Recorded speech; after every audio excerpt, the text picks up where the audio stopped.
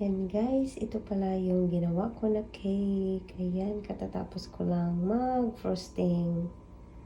Yan, ito yung request ng baby girl ko. Aranara na cake. Yan.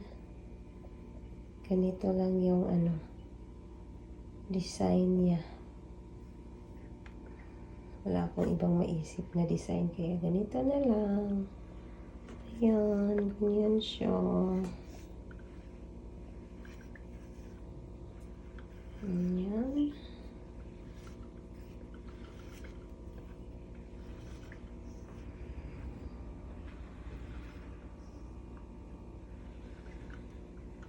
Ayan, paikot.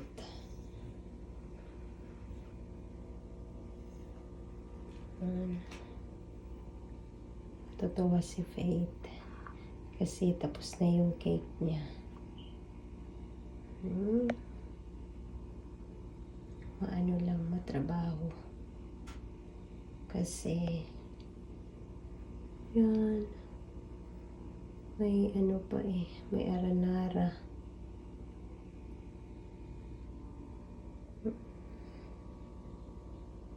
Yan, green daw yung gusto niya na kulay para sa cake niya. Yan, siya yung pumili ng kulay. Ayan.